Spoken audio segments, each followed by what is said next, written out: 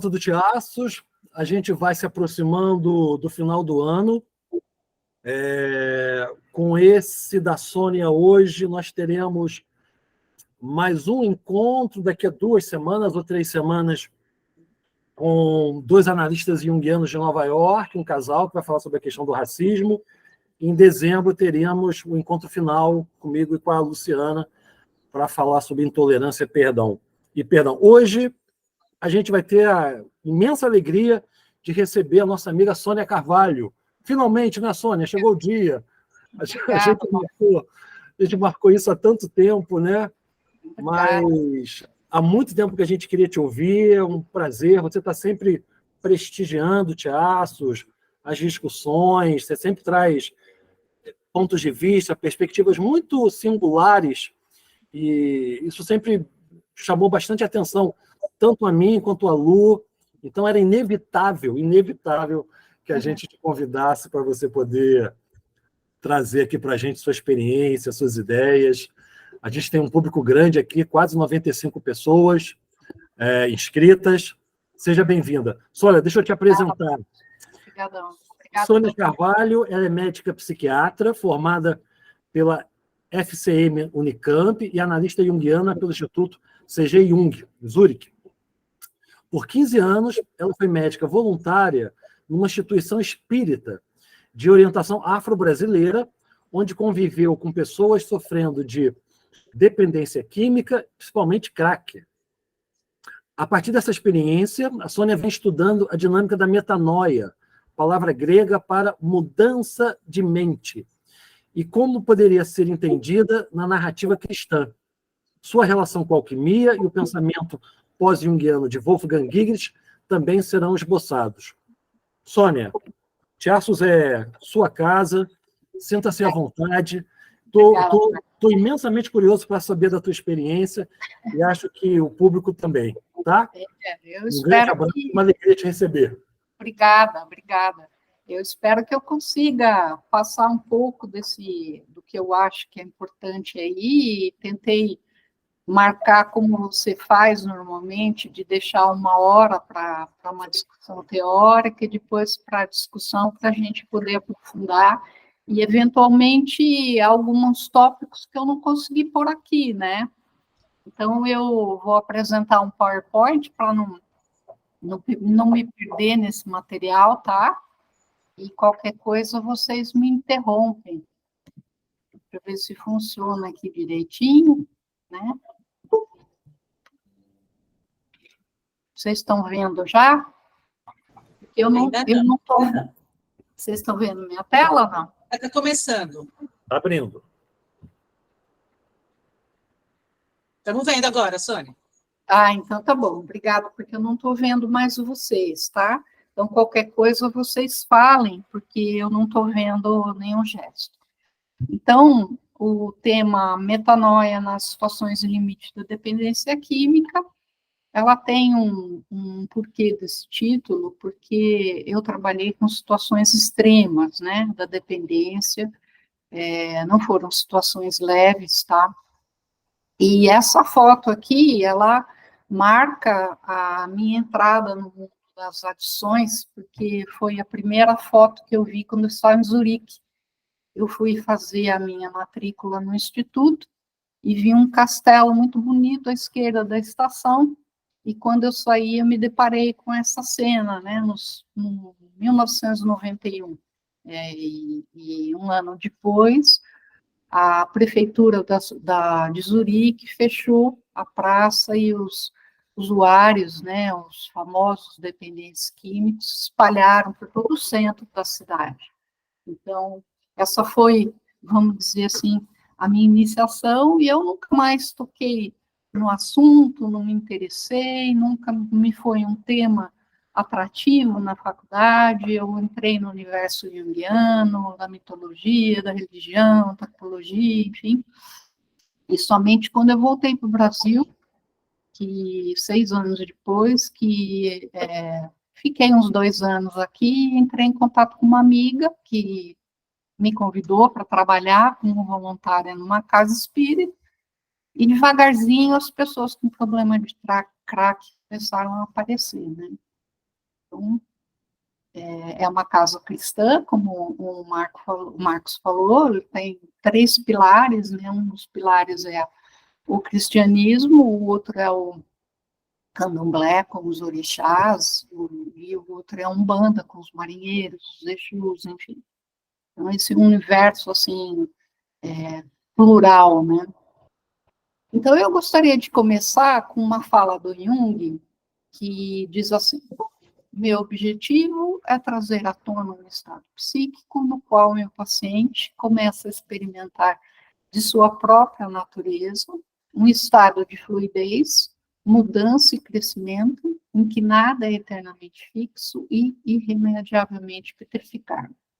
Então, a gente tomou essa frase dele para caracterizar o estado psíquico dessas pessoas, né? São situações, como eu falei para vocês, extremas, né? Tinha situações de autoencarceramento para resistir à abstinência, teve mortes, teve tentativas de suicídio, enfim, eram situações limite mesmo, por isso o título, né? Então, dentro do universo da casa onde a gente trabalhou, é comum que a gente escute, né? Ainda não chegou o seu tempo, ao se referir às sucessivas recaídas de uma pessoa, e é algo corriqueiro, como a gente sabe, né, quando se lida com a dependência química. Então, era muito comum que os dirigentes, os orientadores espirituais se referissem a isso, né, que esse tempo dessa pessoa não tinha chegado ainda. Em outros casos, de uma maneira inexplicável, alguém superou essa condição, descrevendo a chegada de seu tempo como um novo nascimento, a inauguração de um horizonte totalmente diverso do anterior. Assim, o papel da mudança de mente ou metanoia tornou-se objeto, né, do nosso estudo na questão da adição. Uma coisa assim, porque um dia alguém me perguntou como que você vê isso, e de repente eu comecei a pensar, falei, nossa, eu nunca tinha feito essa ponte entre a psicologia junguiana, e aí eu comecei a estudar tanto o cristianismo mais a fundo, como essa questão da metanoia. Né? Então, seu contexto dentro da narrativa cristã se autoexplica, pois é um dos pilares do modo de ser da casa, cujo trabalho visa favorecer a materialização do tempo de cada um, ou seja, a presentificação da metanoia, consequentemente, a transformação da perspectiva de quem a procura.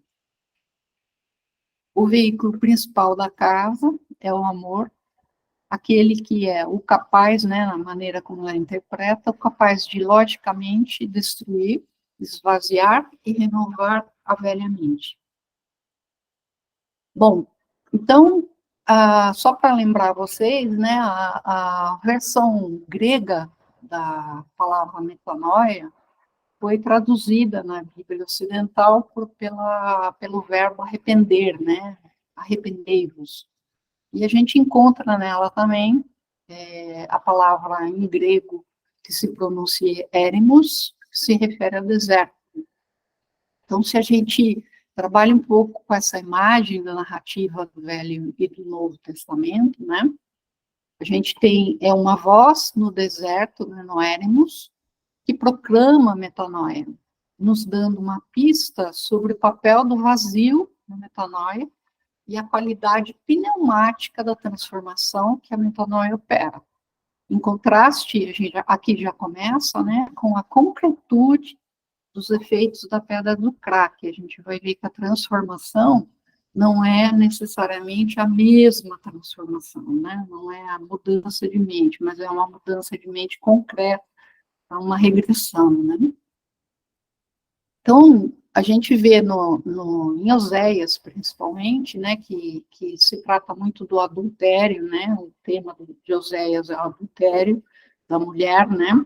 Metaforicamente, ela trai o marido, e de repente tem toda essa ruína, vamos dizer assim, e essa fala, né? Eu vou te atrair ao deserto e lá vou te mostrar meu coração. Então, se a gente entender isso metaforicamente, né, a gente já percebe que um caminho começa a se delimitar aqui. O vazio, contrário ao nada nihilista da droga, a potência para a nova estrutura de consciência. O atravessamento é repentino, de maneira como é sentido, né? É repentino, e esse acontecimento é sentido como um fora, que na verdade é um dentro, que rompe e abre espaços de liberdade. Dá lugar a algo radicalmente diferente, no nosso caso, inaugura um estado de fluidez psicológica em contraste com o estado petrificado. Ele é, na verdade, ele abre a possibilidade de se desenvolver futuramente uma vida psicológica, não é imediata, né? Mas ela abre. Então, há uma total reconfiguração do sujeito, e ele começa subitamente a falar de outro lugar, né? Ele muda a perspectiva da vida dele. Então, quando a gente fala de metanoia nas adições, né? Eu gosto como médica, né? Eu gosto sempre de abordar os dois lados, né?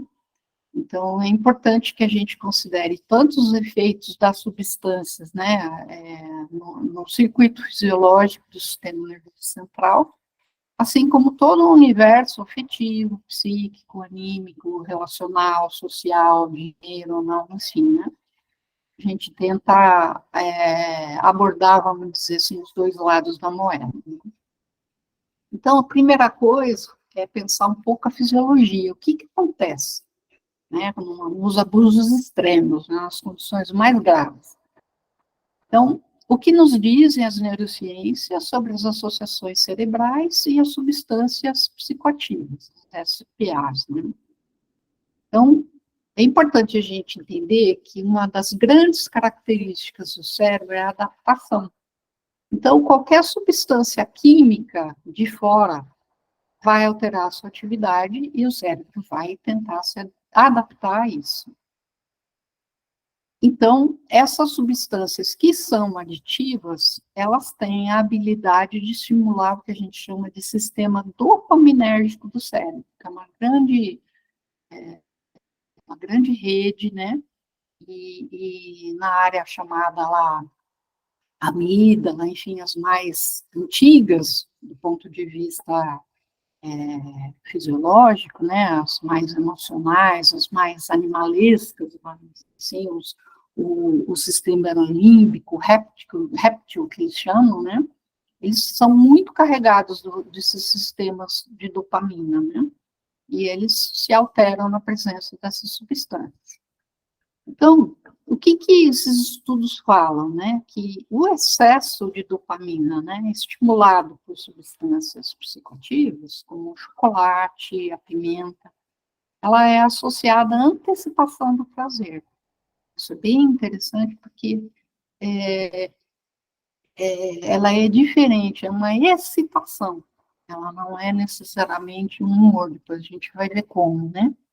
Então, a liberação de dopamina nos faz agir, ir atrás daquilo que é importante, por exemplo, o seu uso como estimulante, né? Nas guerras, né, a gente tem bastante uso de anfetamina, né, principalmente nas guerras, por exemplo, no Vietnã, na Segunda Guerra, né, atualmente, eu não sei se eles estão continuando a usar, mas, assim, ficou muito famoso o Blitzkrieg, né, da Alemanha, né, a velocidade com que eles tomavam os países, né, em questão de dias ou dois, em função desse uso desse estimulante, né. Então, o efeito prazeroso desses estímulos, eles não são estados de humor, é importante saber disso, né, mas advém de uma experiência de excitação, como nas preliminares sexuais ou na antecipação de uma viagem. O oposto, então, dessa excitação é a incapacidade de experimentar prazer ou a anedonia. É muito comum nos quadros pós-dependência que a pessoa perca a iniciativa, que ela não se sinta estimulada para fazer nada, né? É muito fácil você confundir isso com depressão, né, mas, na verdade, é uma anedonia. Importante entender que os estímulos naturais aumentam a atividade cerebral numa cascata gradual. Então, a gente não pode esquecer que o cérebro, ele é muito regulado, né? Ele é muito certinho, assim, tudo tem uma sequência temporal. E as substâncias, né, as SPAs, elas vão produzir transformações quase instantâneas nos níveis de neurotransmissores, principalmente no de dopamina. Por quê? Porque essas substâncias, elas são extremamente, quase que imediatamente absorvidas, né? Então, se você cheira uma cocaína, essa cocaína, ela está indo diretamente para a corrente sanguínea, e dessa corrente sanguínea, ela já está atuando no cérebro, e o efeito é imediato, né? Então, a diferença é algo semelhante entre o progressivo nascer do dia, né, quando a gente está no quarto e vai vendo o dia amanhecer, e o quarto vai se clareando, e acender essa luz acionando o interruptor, né? A gente tem uma proporção, assim, de como se você imaginar uma proporção quase que de 1000 de intensidade assim, imediata, né? É um boom mesmo. Então, é muito comum a gente ouvir isso, né? As pessoas se queixando e falando que buscavam, sem sucesso, o primeiro frisson sentido, sem nunca mais experimentar, né? Então, é muito comum no consultório, ou mesmo na casa, o pessoal falar que a primeira vez que eles usaram, principalmente os estimulantes, né, eles sentiram algo assim, e depois nunca mais. Eles estão procurando, né, ficam pensando que um dia isso vai se repetir.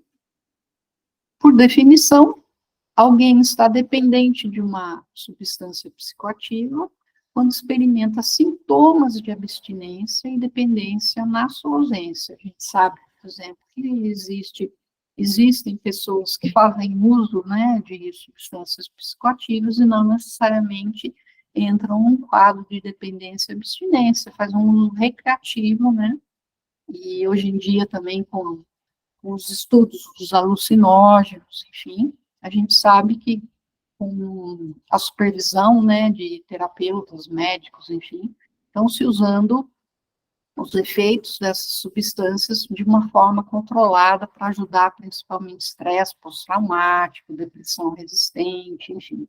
Começando, né, esse estudo já está bem, vamos dizer assim, incorporado na nossa realidade, né.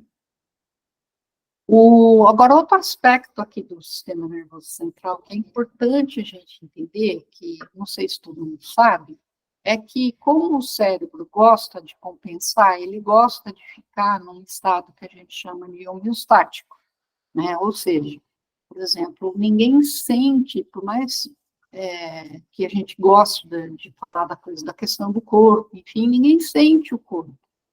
A gente sente o corpo quando ele está machucado, quando a gente bate um dedo, quando a gente tem uma dor no ombro, quando as costas não estão bem, mas no resto, a gente está fazendo as atividades e o corpo, ele está no seu funcionamento, vamos dizer, neutro, né? Então, quando você ingere uma substância potentíssima, como crack, né, que é principalmente o que a gente trabalhou, a gente vê a produção de uma anti-SPA, de um anti-crack, vamos dizer assim.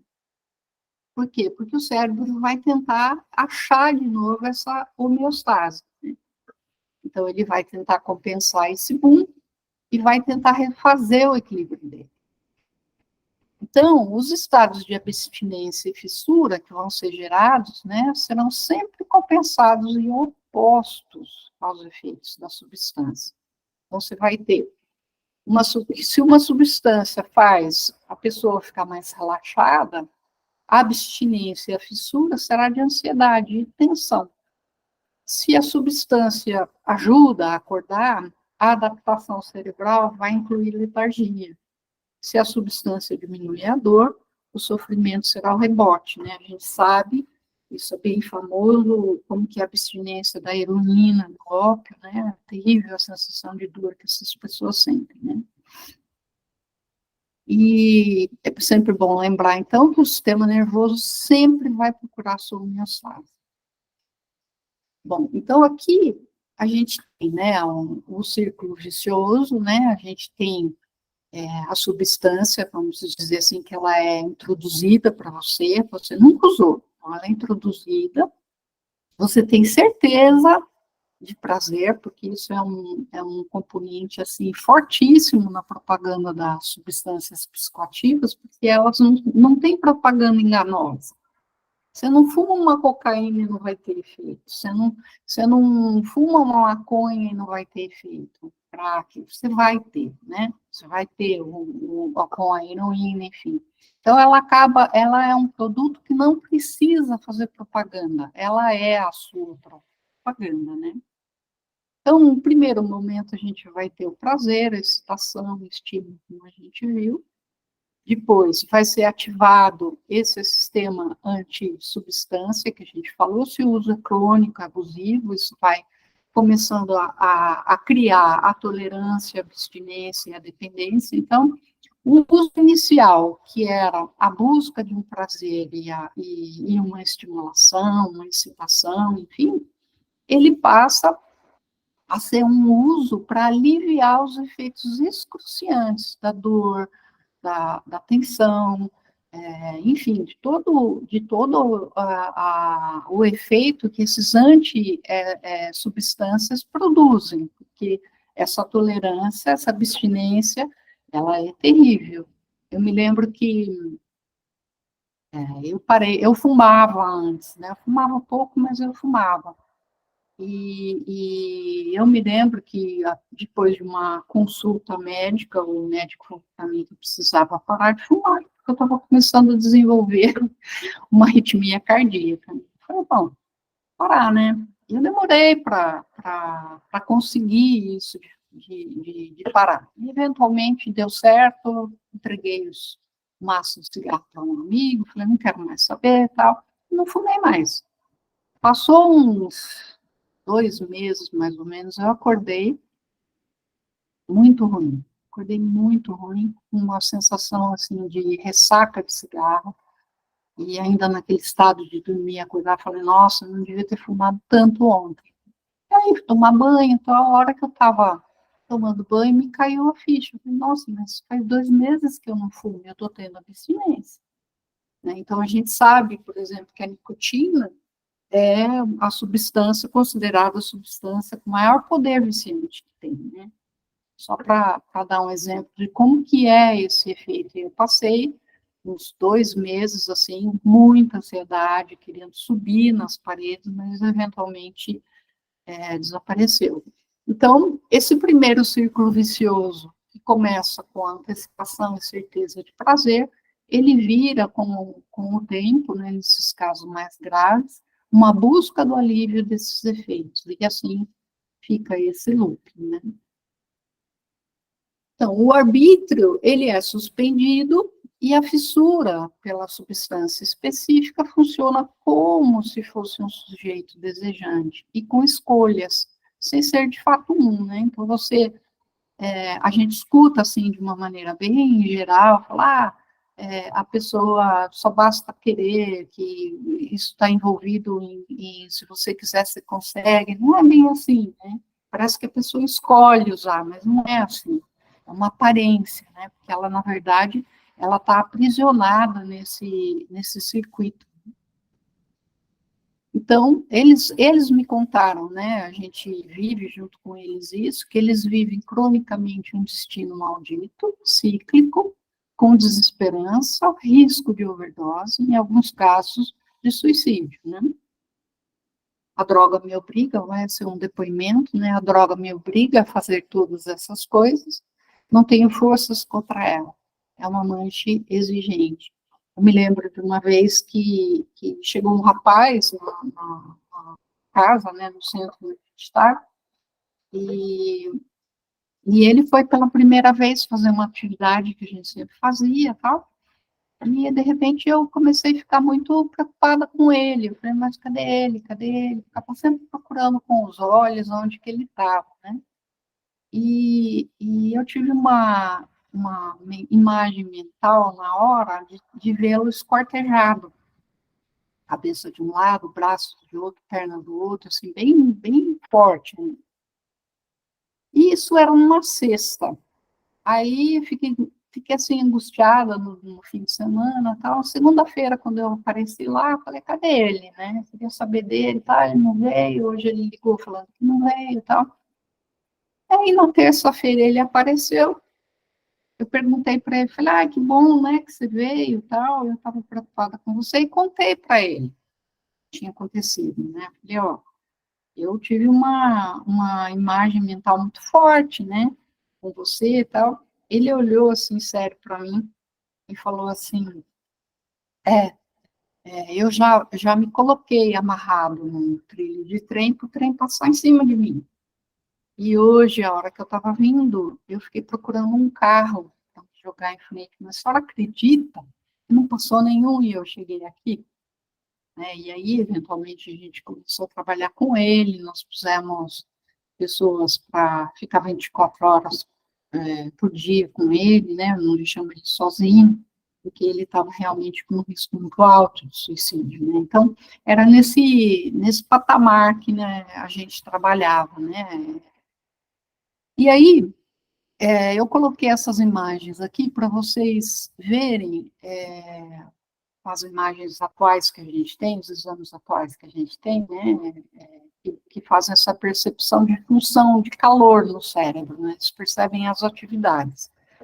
Então, à esquerda aqui você vê um cérebro normal, né, e do lado esquerdo um cérebro de uma pessoa dita, né, você vê uma diminuição dessas áreas mais vermelhas, né, amarela, e nessa figura aqui do lado direito também, né, quando você vê na lateral, o cérebro, vamos dizer, está quase que como apagado, né, em quem é mais, já tem um uso mais crônico, mais sério, né.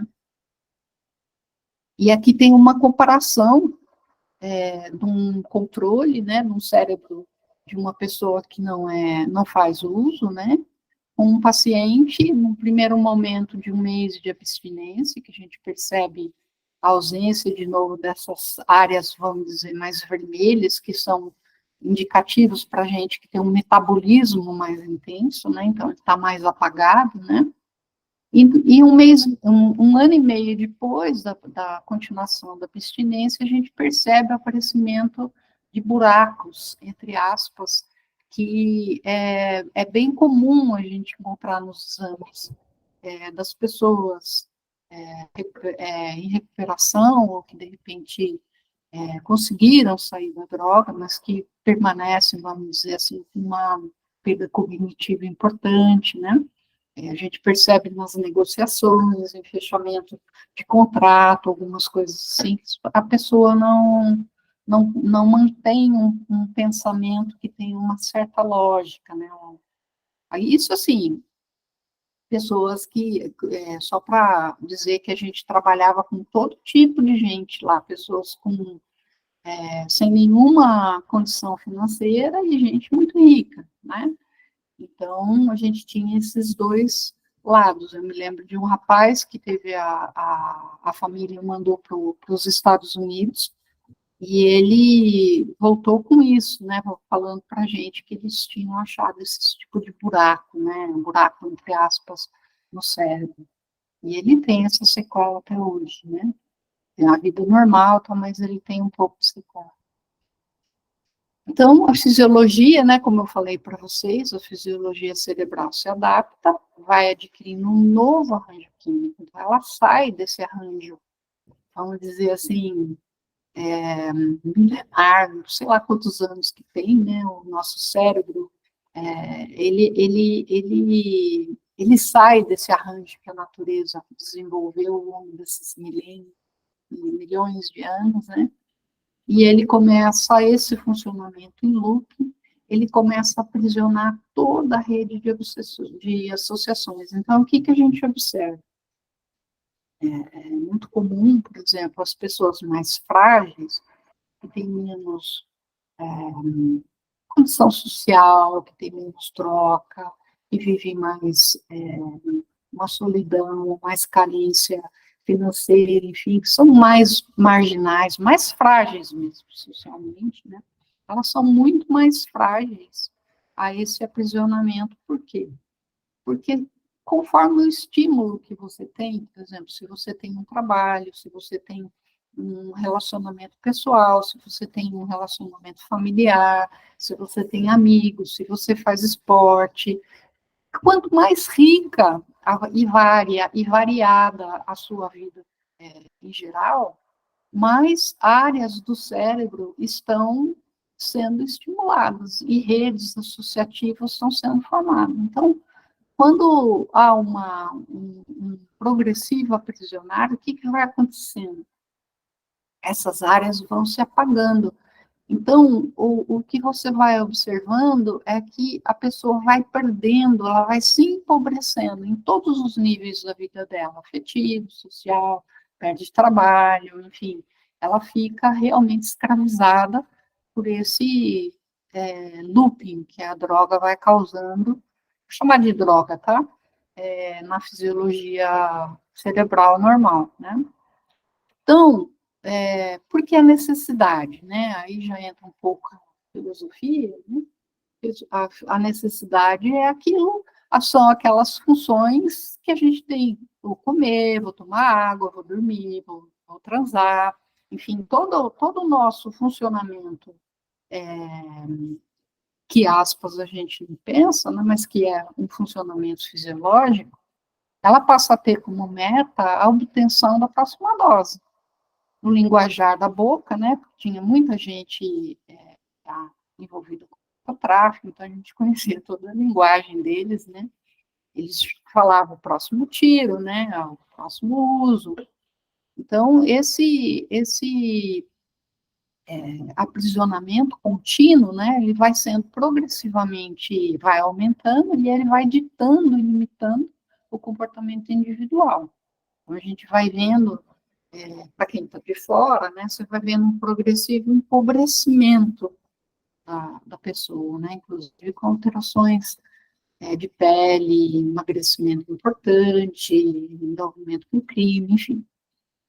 Então, no caso mais, vamos dizer assim, que é o último do último, a pessoa passou a orbitar o funcionamento. Esse é o funcionamento que ficou, né, alterado, e ela vai arquitetar o que for preciso para obter a substância, atropelando pessoas, valores, não necessariamente ficando violenta, né? Tem gente que fica, mas não necessariamente ficando violenta. Eu me lembro de um rapaz que estava no Mercadão aqui em Campinas, e ele estava num estado de abstinência e viu uma senhorinha, chegou para ela e falou assim, olha, por favor, a senhora se sente, eu não quero assustar a senhora, mas eu preciso de dinheiro para comprar o que é a minha droga. Né?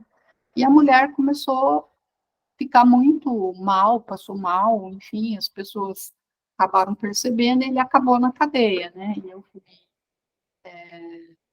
prestar depoimento como médica da casa lá, né? E o juiz, eu me lembro que ele me perguntou isso, né? Se isso era uma coisa relacionada a uma coisa de escolha dele. Eu falei, não, ele não tem escolha, ele está aprisionado nesse funcionamento, né? E ele só conseguiu sair de lá porque o juiz deu para casa a guarda dele, né, para ele poder fazer o tratamento. E, eventualmente, ele conseguiu sair, né? Deu certo. Bom, então, como eu falei, né, as pessoas que eu conheci, elas se apresentam no estado, apresentaram, né, bem avançado de dependência química, a abstinência e o abuso sempre foram marcantes, né? E aqui, só para dar outro exemplo, que a abstinência, ela chega num tal grau, né, de intensidade, que a gente tinha que esconder os desodorantes. Então, depois de um tempo, quando a pessoa, alguém da família chegava para entregar os materiais do dia, né, a pessoa passava o dia lá, né? Então, escova de dente, sabonete, essas coisas assim, a gente sempre pedia roll-on, né, para tentar evitar esse tipo de situação, de tão intensa que é a abstinência, né? Então, o que a gente observa bastante, né? A perda progressiva de valores éticos, uma promiscuidade muito grande, né? Porque existe parece que tem as pessoas, parece que todo mundo conhece todo mundo, porque eles andam assim, é um outro mundo, né? Então, não tem nenhum cuidado com a higiene, com a saúde, né? É uma coisa assim, usa seringa que já foi usada, enfim, várias coisas que vão acontecendo, né? Progressivamente vai acontecendo o isolamento, a solidão, né? Lembro de um rapaz que ele recebia o salário depois de um tempo de abstinência não, de abstinência, ele está sem usar, ele entrava nessa fissura, pedia para sair, e aí ele recebia, ele não estava trabalhando ainda, ele recebia o primeiro salário dele, ele se instalava no local e cheirava até acabar, né? E a gente ia uma equipe e acabava encontrando ele lá e trazia ele de volta. Então, isso é muito comum também. As perdas profissionais começam a acontecer, né? Com esse rapaz, por exemplo, no próprio círculo de profissional dele, o pessoal começou a saber dessa questão que ele sofria e já passaram a não contratá-lo. A pessoa fica dependente da família, né? E, por fim, a gente também tinha muito, né, lá as pessoas que estavam envolvidas com violência, crime, narcotráfico, né, assassinos, enfim.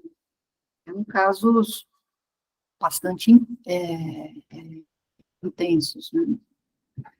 E, geralmente, a família, então, estava desestruturada, estava cansada, desesperançada, os recursos financeiros bem escassos devido às tentativas de tratamento, ou as dívidas contraídas com traficantes, né? Eu lembro de um pai que ele vendeu um apartamento, ele tinha uns imóveis, ele vendeu o apartamento, pôs o dinheiro numa mala, entregou para o traficante, e logo na sequência ele infartou. Então, isso gerou uma série de busca de reconciliação, né, o filho resolveu se tratar, enfim, né, mas você tem esse tipo de dinâmica com as famílias, né. Quando dá certo que alguém sai, é muito comum que a família inteira fique trabalhando na comunidade, né, ajudando os carentes, enfim, é um trabalho que acaba afetando a família toda. Então, é muito comum que a gente encontre desajuste com conflito com o pai, a mãe, as acusações mútuas, enfim, né? Quem é culpado, tal. E aí que eu encontrei com eles como uma tentativa de sair do crack, né? E eu não conheço outro lugar, minha experiência se resume a esse local, né? Então, algumas pessoas que saíram de lá, eu não sei o que aconteceu com elas, né? Só quem ficou e eventualmente se recuperou. Né? Bom, como que é a casa, né? Vou chamar de casa, mas é uma comunidade espírita, né? Ela é fundamentada na mescla das tradições do candomblé e da umbanda, como eu falei, né? E a cristã.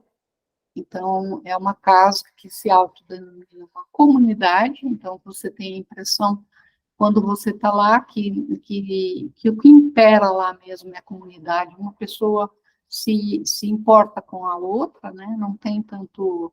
É como se fosse uma comunidade, mas como se fosse um quilombo, sabe? Assim, usando a expressão nossa aqui, parece um quilombo, parece uma coisa encestada aqui em Campinas.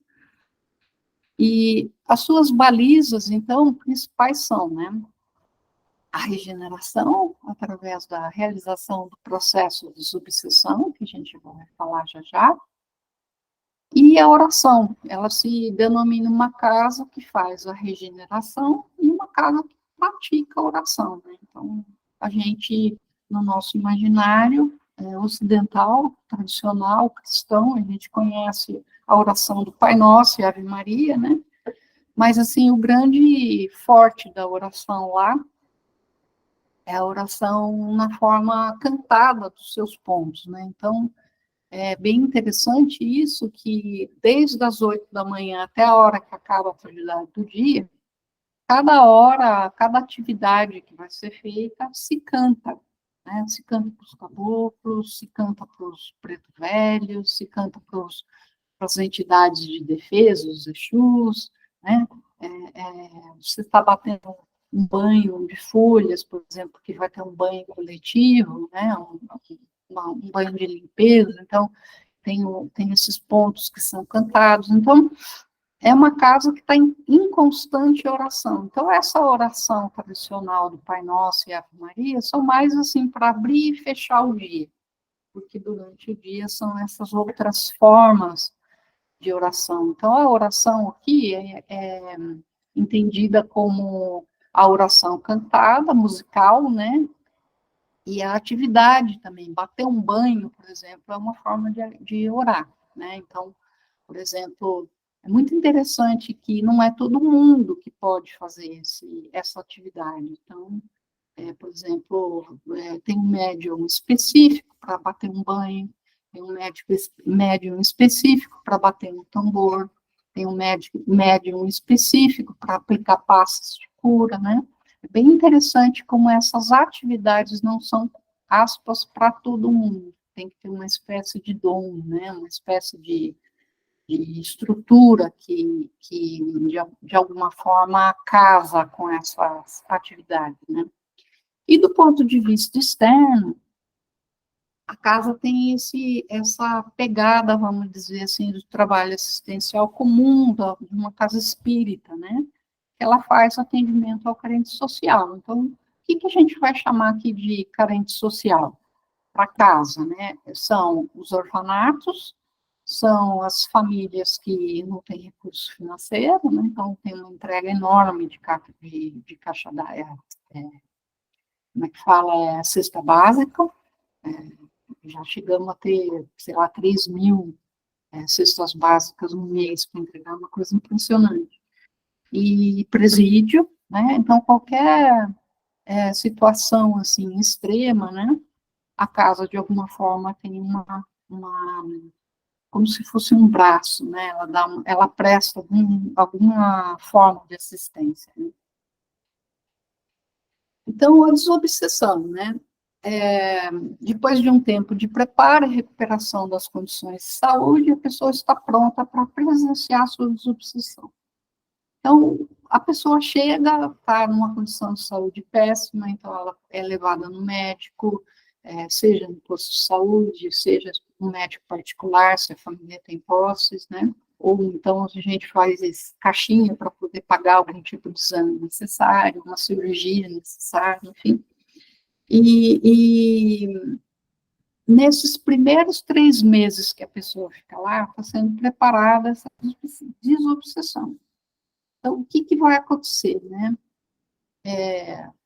A médium-chefe da casa, ela vai incorporar um ente espiritual, né? Porque a casa acredita que existe um ente espiritual que está associado ao quadro, que ela vai chamar de obsessor.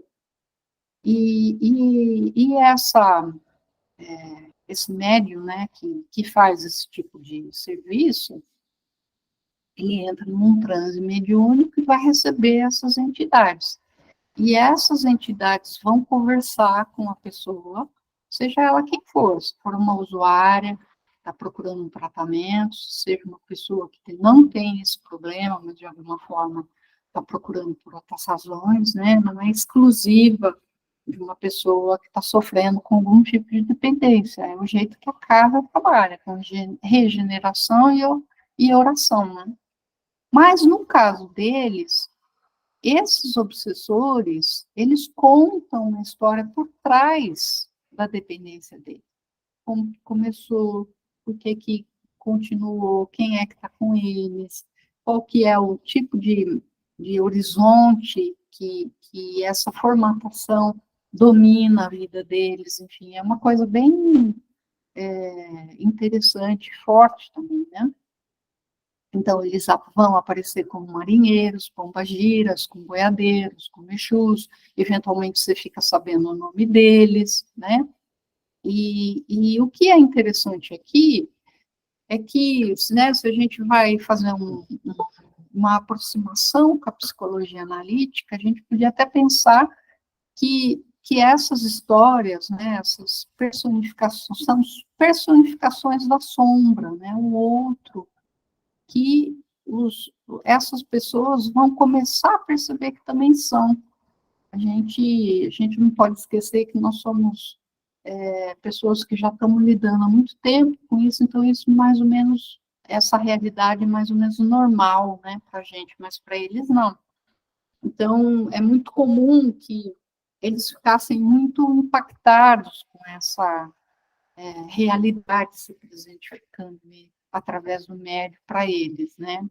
No caso do médium em si, né, eu não entendo muito disso, não, mas o que ele me contou, né, eles me contaram, que o médium em si, ele dorme, ele não lembra do que ele falou. Então, a mediunidade, eles chamam de 100%, né, onde a personalidade do médium, ela é colocada numa suspensão, vamos dizer assim, como um xamã, né, que sai do corpo e vai para o além. E ao voltar, era muito comum que ela fosse ler o que a pessoa estava escrevendo, porque ela não tinha nenhum tipo de lembrança do que tinha acontecido. E aí tem as entregas, né? A casa, ela tinha uma regra que era assim, ela tem, aliás, né? É uma regra que é assim, lá só se oferece água, cigarro e café. Não, o álcool é absolutamente proibido, então era muito comum essas entidades pedirem álcool, né? Pedirem cachaça, de vinho, uísque, e a resposta era sempre essa, né? A gente não tem, a gente tem água, café ou cigarro só, né? No entanto, eram feitas essas entregas, o famoso despacho, né? Porque o obsessor, para ir embora, ele comumente falava assim, ó, o trabalho mais difícil vai começar agora, que é você trabalhar com quem vai ficar, porque eu vou seguir minha vida, né? E aí a gente começava o nosso trabalho especificamente, né? Bom, então se a pessoa ela se sentiu atingida, né, pela desobsessão, ela naturalmente ela é convidada a refletir sobre o que ela ouviu, sobre aquilo que pegou nela, né, sobre qual que é o Deus que dirige a vida dela, né, qual é a perspectiva que está dominante, né? Então, me chamou a atenção, particularmente quando eu comecei a pensar nisso, né? Se existe, se não existe, isso nunca foi muito questão para mim, né? Eu fiquei mais tocada pelo aspecto do universo de valores que o obsessor comunica, que me chamava atenção, sempre me chamou a atenção, né? E eu gostava muito desse procedimento, porque eles mostravam um aspecto da dependência, né, do porquê, né, essa dinâmica estava acontecendo ali, para cada um individualmente, muito interessante, né. Eu, infelizmente, não vou lembrar todos aqui, né.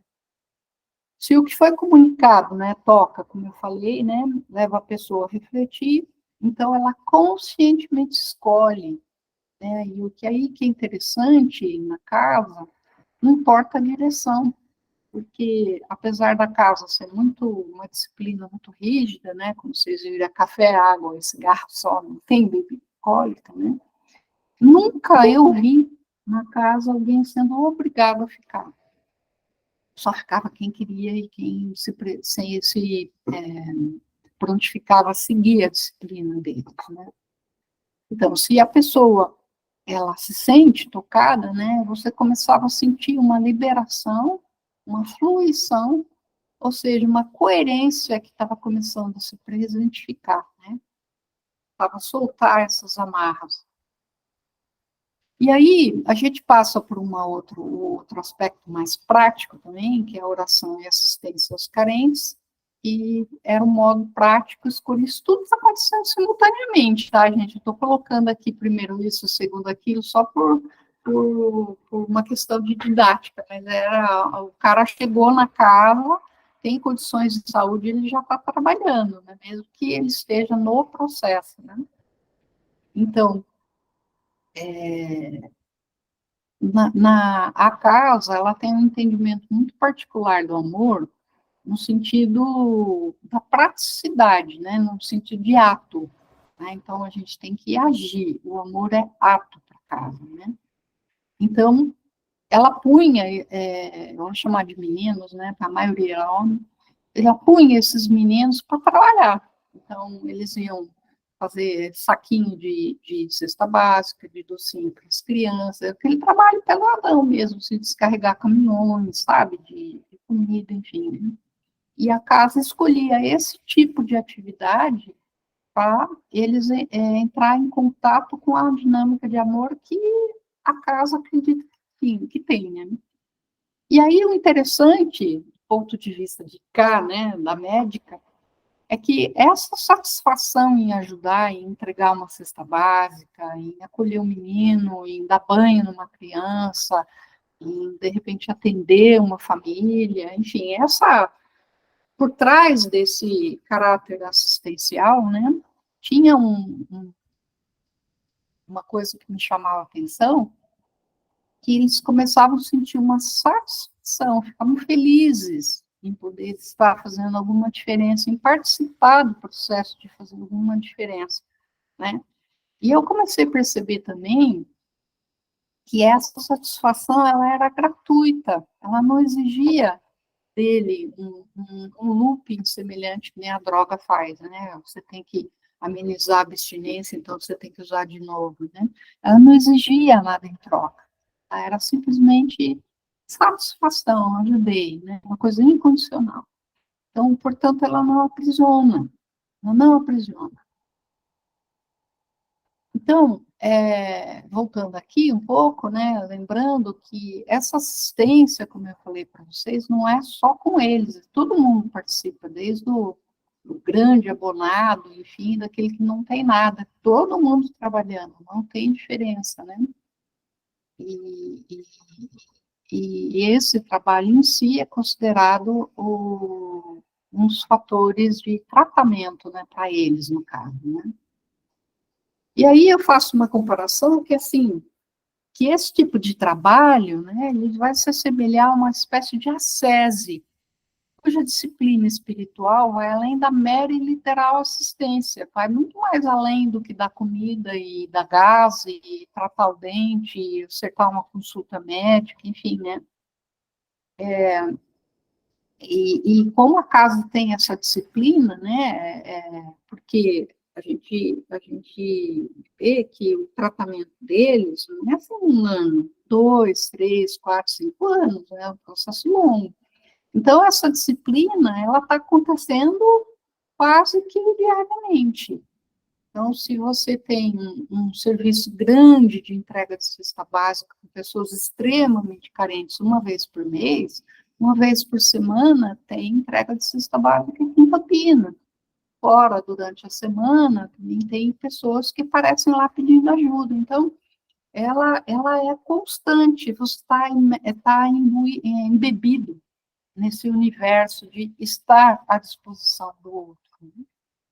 Então, no livro Alchemical Imagination, da Von Franz, né, tem uma fala do Dorn, que é assim: através da contínua repetição, acontece a experiência, a virtude e poder, através do qual o trabalho miraculoso se realiza, e o trabalho da natureza possui essa qualidade. Né? Então, isso me lembrou muito a alquimia. Né? Então, se a gente pensar que a pessoa passou anos cronicamente usando a droga, tá, e acabou aprisionando, né, o efeito acabou aprisionando as associações, você vai precisar de um tempo mais ou menos semelhante e sem a droga, para fazer com que esse cérebro recupere um pouco da atividade antes de usar, né? E a gente vê a importância dessa contínua repetição aí, né? Fisiologicamente, isso é bem real. Então, essas ações também ativam a área de recompensa cerebral, além de estimularem outras áreas cerebrais, empatia, né, sentimentos, você identificar, né, identificação, enfim, retomando as antigas associações neurológicas apagadas, ou seja, há uma importante reativação e libertação neurológica, porque o que começa a acontecer? A pessoa começa a melhorar o quadro de saúde dela, ela eventualmente retoma as relações pessoais, ela retoma o trabalho, alguma coisa começa, vamos dizer assim, é como se a gente começasse a tirar o computador da suspensão, né? O computador apaga, né? Então, essas atividades, a ginástica, tinha ginástica lá, tinha Kung Fu, né? Eu dava yoga para eles, né? Então, todas essas atividades ajudam a essa liberação do ponto de vista neurológico, fisiológico. Né? Então, um tempo é necessário, como eu falei para vocês, né, para o organismo poder retomar o ritmo fisiológico sem drogas, mais ou menos 5 anos, é a média que a gente tinha lá. Tempo esse preenchido para essas atividades, é uma rotina, né? Você acorda de manhã, você reza, faz uma oração, vai preparar banho, vai preparar a defumação da casa, vai receber as pessoas que estão doentes, outras pessoas, assim, né, estão com câncer, estão se recuperando de alguma cirurgia, enfim, a casa é aberta para todo mundo, né? E eles estão o tempo todo envolvidos nessa atividade, porque estar envolvido é o tratamento deles, né? A ocorrência da metanoia nesse tempo, né, de 5 anos, pode ou não ocorrer. Porém, é somente a sua presentificação que nos dá certeza de saída da dependência. Então, a gente sabe que a metanoia aconteceu porque a pessoa saiu da droga. A gente nunca sabe antes, a gente sabe depois. Se controlar para não usar ou abusar de qualquer substância é totalmente diferente de habitar um horizonte onde isso não mais se apresenta como uma questão. Ela se dissolveu. Então, só para fazer um paralelo mais simples, né? No meu caso, por exemplo, quando o médico falou para mim, para de fumar, eu fiquei tentando 2 anos, eu não conseguia. Não conseguia parar, falar, só não vai fazer mal. Eu nunca fumei muito, mas eu fumava. E quando eu parei de fumar, foi uma pessoa que me pediu um cigarro, eu estava no local, ele estava sem cigarro, me dá aí que eu te passo lá no hotel, depois eu virei para ele, não, pode, fica com o maço. E assim você me ajuda a parar de fumar. E depois desse tempo de abstinência, tudo que eu passei, hoje, o cigarro não faz parte mais, eu nem penso, né? Então, ela não é mais uma questão. Então, isso é muito diferente, por exemplo, de outras pessoas que eu escuto que falam, nossa, eu não posso fumar, porque senão eu vou voltar a fumar. Então, essa pessoa tem um alto índice de controle, mas ela não fez essa metanoia, né? Eu acho que isso é importante a gente entender, porque as recaídas, elas mostram, né, do ponto de vista da metanoia, que a gente está falando aqui, que a pessoa não necessariamente saiu da droga, ela só não está usando, mas a metanoia como uma fundação de um novo momento na vida dela não aconteceu. Então, quando a dissolução do estado anterior ocorre, ela é sentida como perdão, alquimicamente uma dissolútio, que libera o ter horizonte, o ter futuro, em contraste ao infindável ritmo cíclico imutável. Sempre me chamou a atenção que o estado da dependência não tem morte, né? Deixa eu ver se eu consigo explicar. É uma eternidade, é uma experiência de eternidade extremamente angustiante, porque ela não se interrompe. Então, a própria interrupção do ritmo cíclico, vamos dizer assim, né, no caso da dependência, marca essa abertura de horizonte. É muito louco quando você escuta o depoimento das pessoas, porque você sente que as pessoas estão presas numa eternidade, muito maluco, sabe? E às vezes são situações extremas que eles estão vivendo, por exemplo, uma cirrose grave, né? Risco de morte por um transplante de fígado, enfim, ou uma prominência, assim, tem esse papel de dar esse clique, que a gente não tem condição de saber quando vai acontecer, que é aquele tempo, né? Não chegou o tempo ainda da pessoa, a gente não sabe nunca quando vai chegar, né? É um mistério. E eu me lembro de um senhor também, que ele bebia, assim, uma garrafa e meia de 51 por dia, né? Tinha empresas de construção, enfim, perdeu tudo.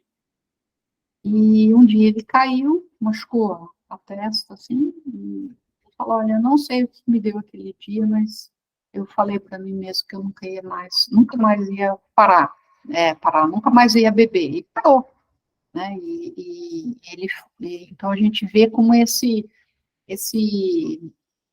ato, né, essa metanoia como um ato, ela inaugura, né, essa nova perspectiva. Então, aí um outro depoimento, né, eu me sinto novamente virgem, imaculado, nem eu acredito, né, e esse segundo é do rapaz aqui, né, que também se dissolveu essa questão da bebida para ele, não fazia mais parte do horizonte dele. Então, como a gente está falando aqui, com o modo de operar, a casa coopera para que aconteça esse atravessamento, né? Sua interpretação do amor é o capaz de dissolver e operar a liberdade. Aí, vamos tentar entender o que acontece, né? A intensidade da dor do outro, né? Vamos supor que a pessoa está lá, está entregando a cesta básica, está vendo o sofrimento das pessoas, né? Que às vezes não tem o que comer, não tem o que dormir, enfim, uma situação bem extrema social, né? Então, essa intensidade testemunhada, né, se é que a gente pode falar assim, possibilita a dissolução, a dissolútio, a corruptio da casca que os isola na indiferença afetiva. É uma comorbidade comum, porque principalmente a cocaína, né, ela tem ela é um anestésico, né, então, você tem, aspas, uma anestesia da sua empatia também, né, então, como essa dor ela é muito intensa, muita pobreza, muito sofrimento, parece que isso tem um poder de quebrar, né, de derreter essa casca, né? Então, era muito comum a gente ver aqueles marmanjão, né? Aqueles caras, assim, sei lá, tipo leão de chácara mesmo, grandes que eles eram, né? Chorando porque viam uma criança sem assistência, uma mãe, um pai, enfim. Então, tudo isso era colocado também como uma maneira de fazê-lo sentir, né? A dor do outro é a minha dor também, né? Então, o que a gente pensa, né? Que as três dinâmicas que são presentes na casa, psicologicamente, são importantes, né? Para que essa metanoia possa acontecer, né? Primeiro, a disciplina da casa diz não à fisiologia, esse ritmo alterado da droga, né? Está ditando o uso e abuso. Então, como que ela faz isso? Tem uma disciplina. Fala, olha, você vai ter uma pessoa junto com você e vai ser cortado devagarzinho toda associação que leve ao uso. Então, a pessoa é orientada para não frequentar bares, passar um tempo longe de ambientes que possam induzir a vontade de usar, que é muito comum também, né? A bebida é um disparo rápido, assim, né? Então, a primeira coisa é essa disciplina que diz assim, não, né? Não. E não é para a pessoa, falando não para esse dinamismo, né? De looping. A casa tem um espaço, né, protegido, né, então a pessoa está lá 24 horas por dia, ela está sempre em atividade, ou batendo um banho, ou limpando, ou ajudando alguém, ou fazendo compra, enfim, ela nunca está sem fazer nada, né, isso também cria um ambiente, porque ela está sempre junto com alguém, né, e a prática do trabalho assistencial, né, que no caso a gente tem de um lado o tratamento deles. Então, por exemplo, eles chegam de manhã e a casa está vazia, não tem ninguém de fora ainda, né? Então, eles são colocados para receber passe, para fazer cirurgias espirituais, enfim, para preparar banho para eles. Então, dá o cuidado deles diretamente, né? E também tem o trabalho que eles participam com um membro de trabalho da casa. Então, tem o trabalho com eles, tem o trabalho que eles realizam, né? Que é quando eu falei para vocês que eles têm a chance de ver a realidade difícil da outra pessoa, né? E eles, por conta dessa empatia, né? Eles começam a reconhecer a própria dor. Eles reconhecem a dor do outro e começam também a reconhecer o que os faz sofrer, né? Então, só para resumir aqui, a gente tem que o uso e o abuso das substâncias, né, elas vão estimular, amplificar e vão engessar a fisiologia do cérebro, né, que é a natureza, a chamada natureza, né, e principalmente os circuitos neurológicos, apesar de você ter alteração cardíaca, renal, fígado, né, a gente está escolhendo aqui os circuitos neurológicos mais para fazer um foco, né. E, no final, a gente tem a subjugação da pessoa com a transformação num sujeito acrítico. Você percebe uma perda do estado de ser sujeito. E você tem também atos de violência, porque a pessoa com fissura e abstinência, ela vai roubar, ela vai bater, né? Eventualmente vai se envolver com situações de violência grande, né? Extrema. E no caso do tratamento, né, o que a gente observa, né, com essa rotina toda da casa, que você vai tendo um tempo, você vai tendo uma observação, uma intuição, vai nascendo uma reflexão, a pessoa vai desenvolvendo progressivamente uma resiliência à dor, né, muito choro, tem muita briga, nossa, tem assim, não é pacífico, não, né? Com o tempo tem o desenvolvimento de uma paciência, da coragem, enfim. E essa experiência do vazio deserto que a gente iniciou, né, que é super importante, que eles entrem em contato com esse vazio deserto, né, que eu estou colocando como paralelo ao vaso alquímico, onde eles vão poder observar a própria interioridade deles, né. Então, o que você vê é um nascimento de subjetividade, de interioridade, né, a realidade espiritual deles começa a aparecer, né, e é quando você começa a realmente descobrir quem eles são, né, eles têm histórias de vida, assim, muito interessantes, né, eu me lembro de um senhor que ele era um matador, e cheirava cocaína, né, e com ele morreu, ele teve um enfisema pulmonar, né, mas pouco antes dele morrer, ele falava para mim assim, eu tenho muito medo de morrer porque eu não sei para onde eu vou. Eu fiz muita coisa ruim nessa vida. E, e eu lembro que a gente conversava e falei, mas o importante é você saber que essa faz parte da sua história, né? O mais grave é você não ter isso dissociado, né? Tentava, de alguma forma, conversar com ele, mas assim, a mudança dele de personalidade arrogante, né, para uma personalidade que, vamos dizer assim, mais doce, né, foi muito bonito de ver, bem impactante. Então, para a gente ver um outro quadro, né, a gente está olhando, fazendo uma reflexão externa, nós estamos do lado de fora, né, Então, nós estamos vendo que a substância causa abstinência, que leva ao horror, que leva ao uso da substância, que leva à abstinência, que leva ao horror.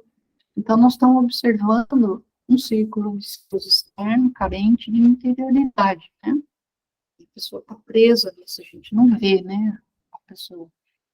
E com esse trabalho, à medida que a pessoa vai percebendo-se, né, ela também chega a perceber que eu também sou um outro carente, né, o outro carente, que eu vejo, eu também vejo a minha carência, né, então, eu espero que eu consiga dar um pouco a noção aqui que o que antes era externo, né, a dinâmica externa, ela passa a ser interna, né, e isso, para casa, é o que o amor faz, né.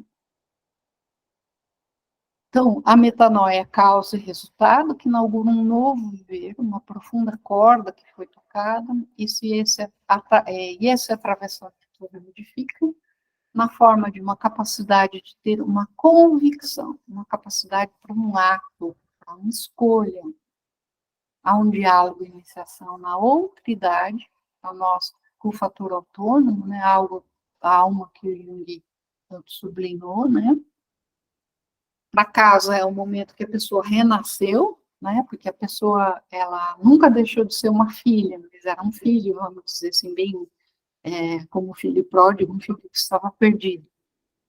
E ele se realiza, então, como filho de santo, que desde sempre ele foi, né?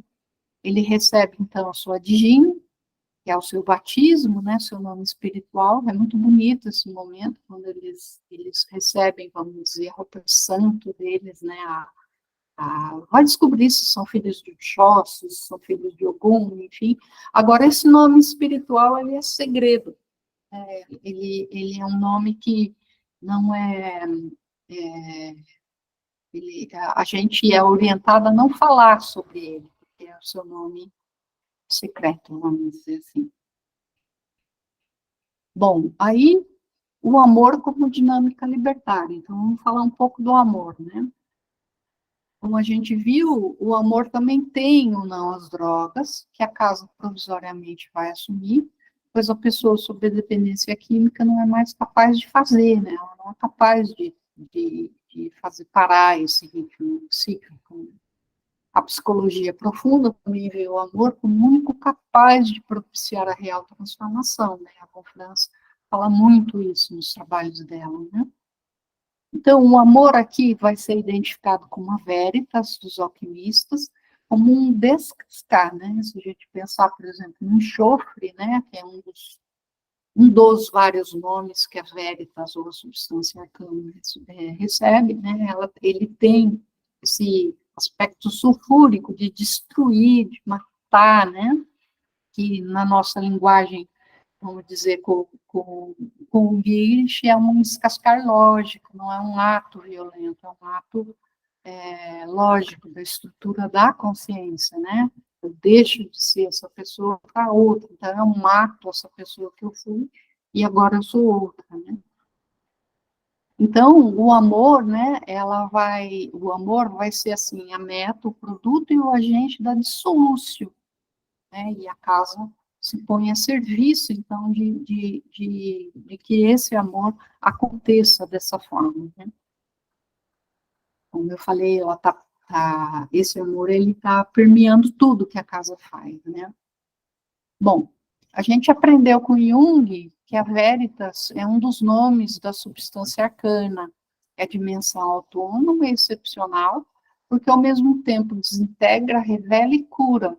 A cura aqui é no sentido do Asclépio, né? Não é no sentido da cura da medicina ocidental, no sentido de você ter uma dor de cabeça, você toma um remédio e passou, porque você não teve uma mudança de estado.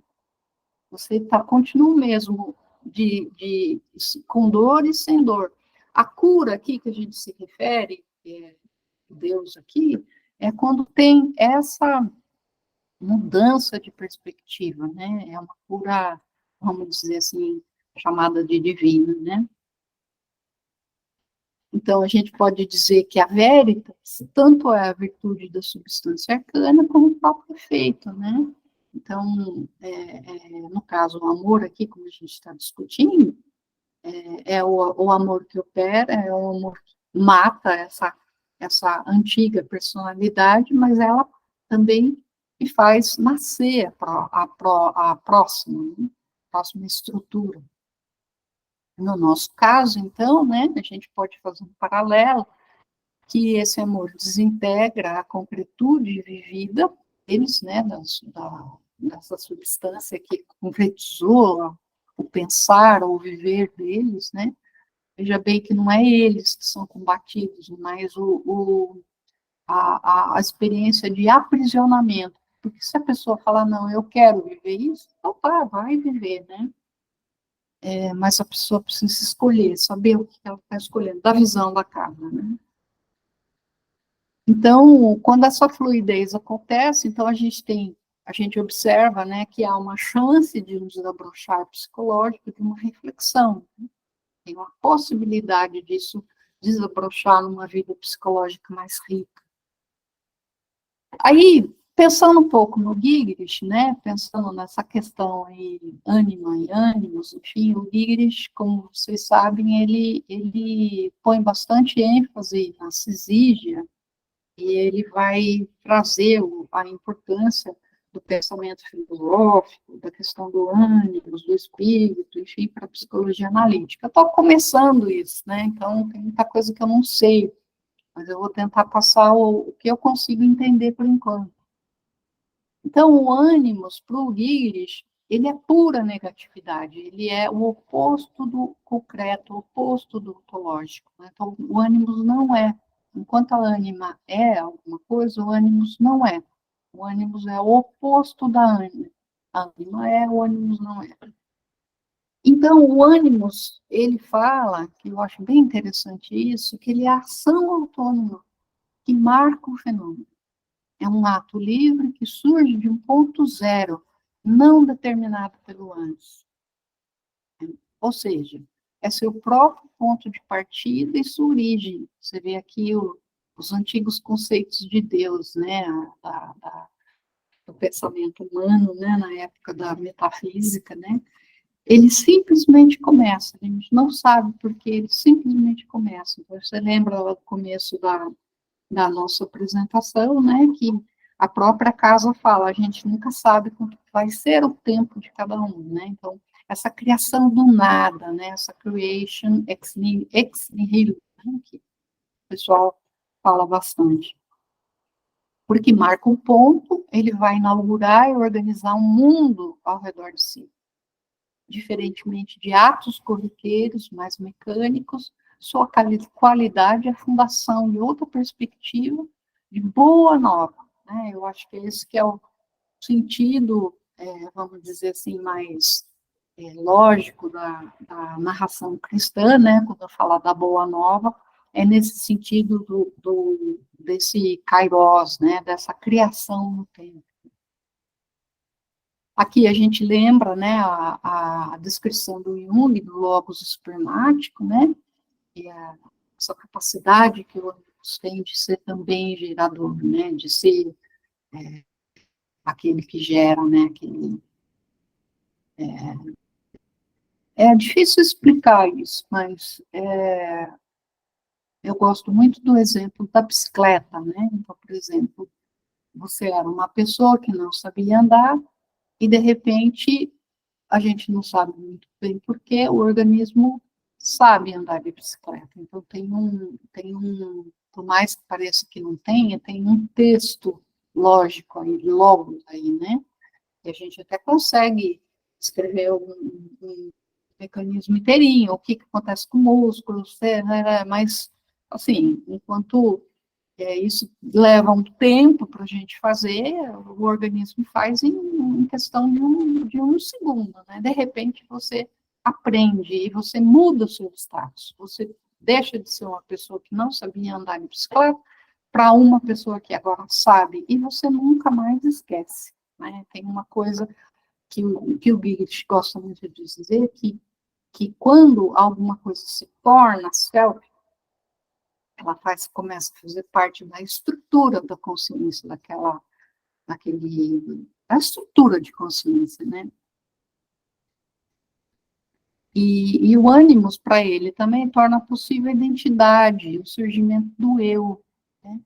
Então, é bem interessante pensar nisso também, com eles, que também tem junto o pronome reflexivo se, né? Então, eu me sento, você se senta. Então, tem essa inauguração daquela capacidade que a gente tem de ver a própria ação, o próprio pensamento que a gente está pensando. Eu costumo dizer que a gente já atingiu essa etapa e a gente não tem como dizer que a gente não reflete, né? É tudo reflexão, né? Então, o ânimos, para o Gilgamesh, é o assassino, portanto, ao também se matar, permite as sucessivas transformações de níveis de consciência ou alteridade, e, no entanto, a identidade permanece a mesma, a ipseidade, né? Que é o envelhecimento. Antes eu era casada, agora não sou. Antes eu não tinha filho, agora eu tenho. O próprio acontecimento de viver, né, vamos dizer assim, mas eu continuo sendo a mesma pessoa, mas eu não sou mais a mesma pessoa, é uma simultaneidade. Né? Então, ele permite, assim, a autodiferenciação da consciência através da reflexão, enquanto é sentido sensual e de conteúdos ontologizados, né, ou a ânima, ou o mundo positivado à nossa frente, o ânimos é antinatural. Então, ele interrompe os eventos, né? Então, isso é uma qualidade muito forte que a gente vê na metanoia, porque, no caso dos meninos, que ela interrompe o uso, né? De repente, eles não usam mais, né?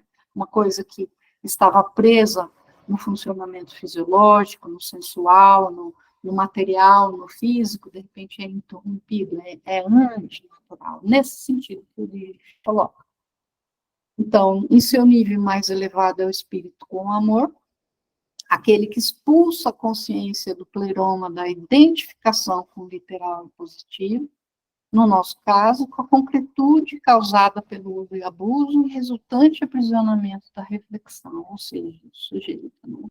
O maior crime, se a gente pode dizer assim, é o aprisionamento do sujeito, o sujeito não poder se diferenciar. Né? Na história, a gente já pode ver o ânimos manifesto como figura, como ato, como espiritualidade, dinheiro. O espírito com amor ainda não se manifestou totalmente, a gente ainda está aprendendo esse aspecto dele. Né? Em si mesmo, ele é pura negatividade, então ele é não eros, não paixão, não impulso, não ternura ou estado afetivo. É a unidade de matar e perecer, lógica, né?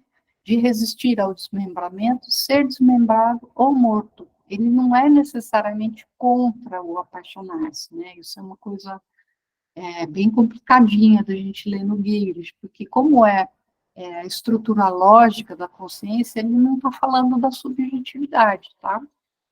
Ele está falando de um funcionamento da consciência, de como que a consciência se estrutura. Então, ele não coage ao bem, né? Isso é muito legal, porque a gente costuma entender o amor como aquele, eu vou fazer caridade, vou ser bonzinho. Não, ele não é nada disso. Não coage ao bem, não é moral, é imoral ou amoral. É desapego absoluto, o que contrasta aqui com o efeito escravizante que observamos no abuso crônico de uma substância psicoativa. Não é o amor positivo, mas ele é pura liberdade. Por isso, sua presentificação dissolve a aparente dualidade em que a gente se vê preso, ou quando a gente toma partido, né? Então, toda a nossa vida, que é caracteristicamente composta por claro, escuro, doença, saúde, enfim, nessa dimensão do amor, isso não existe. Ela não tem ela é pura liberdade, ela não pode se identificar com qualquer coisa, senão ela regride, senão ela cai, senão ela se materializa, se ontologiza. Então, nós devemos pensar o amor, aqui é o Gilgamesh falando, tá?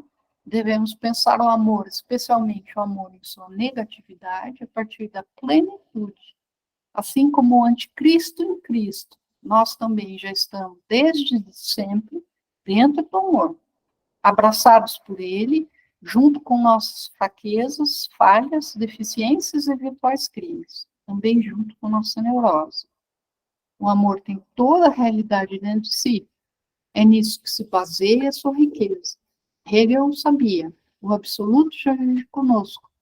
Nada cai dele. O absoluto como amor não precisa desejar, não anseia por união, porque há muito já está unido com seu oposto. É a união existente. E não precisamos procurar, sair à caça, nos esforçar. Encontrar significa abrir os olhos para o que está há muito tempo, o que sempre aconteceu. É totalmente diferente do que a gente classicamente aprende com a psicologia junguiana, né? Depois a gente discute isso. A mudança da constituição da consciência, então, lembra muito um lembrar, onde se dá um momento de verdade, portanto, de liberação, de solução, tanto dos sintomas como da subjugação de suas mentes, não porque era errado, mas equivocado, um erro de vocação. Se o aprofundamento causa mais conflitos, angústias e defesas, né, também dissolve as narrativas que tinham de si mesmo. Acaso o continente institucional não teme esse caos gerado por essa dissolução, mas lida com todas as fases da recuperação. Então, há então a liberação e nascimento do sujeito que estava submerso e enterrado na ditadura da droga, trazendo-lhe a experiência de infinito. Então, para encerrar, eu queria fechar com essa outra frase do Jung, né? O principal interesse de meu trabalho não se preocupa com o tratamento das neuroses, mas antes com a aproximação ao luminoso, ao infinito. Mas o fato é que a aproximação ao luminoso é a real terapia. E na medida em que você alcança a experiência luminosa, você é liberado da maldição da patologia. Então, gente, isso, que eu saio daqui, parar a apresentação. Parou? Isso. Obrigado pela atenção, gente. Legal, Sônia. Obrigado, obrigado. Uma, uma longa, dura, bela e árdua experiência, né? Imagino 15 anos trabalhando lá, Sônia? 15 anos. Você deve ter assistido muitas cenas, né? E testemunhado a vida de muitas formas e poder pensar sobre isso, acho que é um imenso trabalho que você se deu e me parece bem conseguiu provocar. Pessoal, vamos lá, vamos aproveitar esse tempinho, a gente tem meia hora para conversar com a Sônia, tá? Seguindo o mesmo modelo, quem quiser fazer as perguntas, coloca o nome no chat, eu chamo e a pessoa faz a pergunta. Sônia, vou começar pelo fim, tá? Tenho duas questões, vou começar com uma. Deixa eu ver se eu consigo formulá-la direito. A gente está falando do amor... Bom, primeiro uma pergunta rápida. A gente está falando do amor também como pura negatividade? Sim. Tá. Se a gente parte daí, o que é, então? O que é para nós, enquanto terapeutas e analistas? O amor é uma ética? É uma ética que nos orienta no trabalho? O amor é uma estratégia clínica? O amor é uma prática terapêutica? Como é que a gente... Eu não sei se caberia... Essas colocações que eu estou te fazendo, eu não sei se elas são cabíveis na gramática do amor como pura negatividade. Não, é difícil mesmo fazer essa narração, porque essa narração, quando você coloca assim, é muito fácil a gente cair no ego. Pois né? é. Então, quando você fala assim, é uma prática da clínica, né? Você está instrumentalizando o amor. Instrumentalizando isso. E a ideia é mais a coisa no sentido assim, de ser o amor no sentido de caber tudo, né? Uhum. No sentido da compreensão. Uhum. Então, por exemplo, é possível compreender a dor, é possível compreender o lado mais escuro, vamos dizer assim, do viver, da dor, da violência, porque ele já está contido no amor, ele já é compreensão, porque quando você está no nível do amor, essas coisas não existem pro amor. Elas existem no nível da dualidade. É difícil mesmo, nós estamos aprendendo ainda. Ela já vira polaridade, você diria? Porque, por exemplo, pensa assim, por exemplo, nós temos uma ideia do que é bom viver, né? A gente tem, é bom ter uma justiça social, não sei o quê, e o contrário disso, a gente costuma colocar como o antissocial. Uhum. Isso é uma perspectiva de quem está vendo a situação tomando um partido. É assim que eu entendo. Agora, quando você sobe na escala vertical, que o Giglich gosta de colocar, no sentido do amor, o amor já está contemplando o avesso do avesso. Tá. Né? Eu tenho uma fantasia que, assim, sabe esses cartoons que a gente vê pessoas que estão agressivas e tal, e a gente vai vendo progressivamente que tem uma pessoa sentindo dor lá, no fundo? Uhum. Então, parece que a dinâmica amorosa já vê essa dor. E para quem, eu vou tentar personalizar aqui, mas não é assim, tá? Dessa perspectiva amorosa, tanto o A como o anti-A estão juntos, então eles não existem. É nós que existimos. Tá. Uhum. Isso desmonta toda uma construção na qual que nos formou, por assim dizer, né? Até mesmo uma arquitetura do pensamento, né? Sim. É uma desmontagem interessante, interessante. Tá, bom.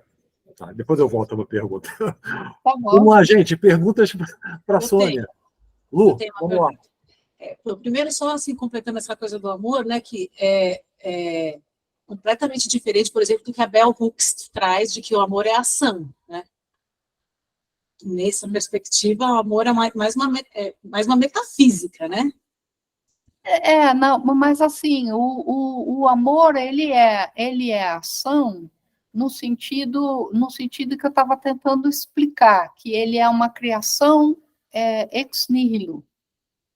Ele, quando ele se manifesta, ele já é um horizonte. É nesse sentido do ato. Não é do ato, por exemplo, eu vou lá e fiz, Sim. dessa corriqueira. É um ato que inaugura um momento novo no tempo. Nesse sentido, ele está mais próximo do Kairos, né? Uhum. Momento certo. Certo. Ô, Sônia, a minha pergunta... Nossa, uma apresentação realmente densa, né? Um trabalhão que você tem, impressionante. Eu fiquei aqui pensando, Sônia, se esse trabalho que vocês fazem na casa, que você está associando com a metanoia, primeiro é isso, a casa só trabalha com pessoas na metanoia, essa era uma pergunta. Depois, assim, é muito diferente trabalhar a dependência química em pessoas na metanoia e pessoas que não estão na metanoia? Eu não sei se eu entendi a sua pergunta. Como assim estão na metanoia? Porque a gente está falando de pessoas que estão numa meia-idade, assim, não é? Pensando naquela coisa do Jung. Então, assim... Mas aí você está pensando a metanoia num sentido mais... se a gente for pegar o pensamento do Gires, a gente está pensando na metanoia mais no sentido de mudança de vida, Isso. Por exemplo, literal. Pessoa que deixa de trabalhar e aposenta. Não, eu estou falando de mudança de perspectiva, mudança mental. Que não tem nada a ver com faixa etária, nesse caso. nada, nada. Certo.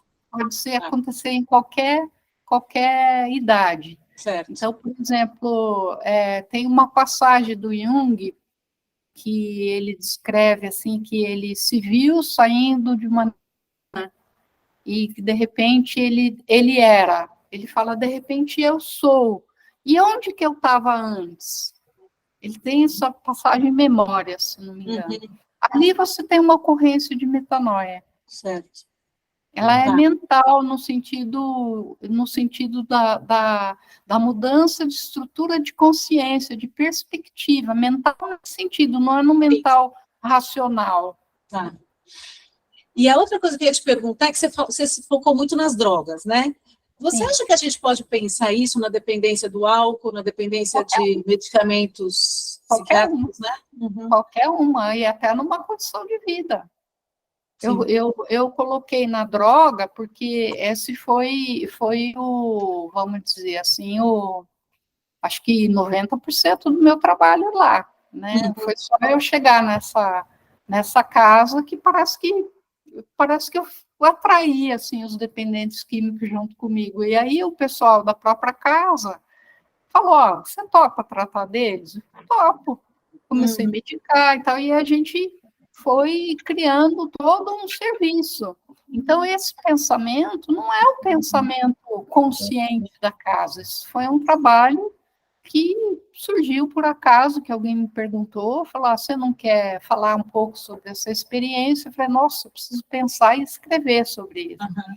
E aí, como eu falei para o Marcos antes ali, esse tema da metanoia, ele parece que ele grudou em mim, sabe?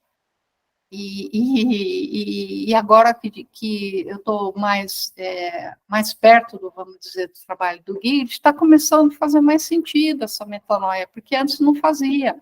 Eu não conseguia ficar no universo cristão clássico, como a gente entende, e falar, nossa, mas metanoia, mudança de mente, traduzida para arrepender-vos, nada a ver, né?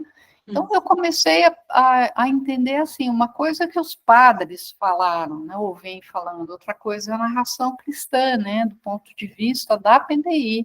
O meu caminho mais é isso, mas foi por aí. Certo. Posso fazer mais uma, Marcos? Não. Pode, vai. Eu fiquei um pouco naquela história que você contou do rapaz que estava querendo se suicidar e não achou nenhum carro no meio do caminho, né? Sei. E aí lembrei do livro do Hillman, né, Suicídio e Alma. Sei. Como é que vocês lidam com isso lá? Porque é uma mentalidade difícil também da gente tirar de ficar na medicina pensando que, bom, a pessoa pode ter a escolha de suicidar, essa pode ser a melhor opção para a pessoa mesmo, né? Isso, a medicina está para a vida, né? Então, queria saber um pouquinho da sua opinião sobre isso. Olha, essa questão, assim, como a questão da própria droga, sempre permeou isso para mim, como analista junguiana, né? Até onde vai a questão médica, até onde fica a liberdade, vamos dizer, da pessoa ter a própria escolha, né? Eu cheguei num ponto que eu não sei se é o ponto ideal, correto, sei lá o nome que você queira dar, que é o seguinte: se eu estou diante de alguém e eu percebo que não é o sujeito que está escolhendo, eu vou fazer de tudo para que esse sujeito escolha, seja o que ele escolher. Seja o que ele escolher? Sim. Então, por exemplo, se eu percebo que existe um complexo, que existe uma questão de looping, que de repente ele está aprisionado, que ele está crítico, eu, como médica, vou sentir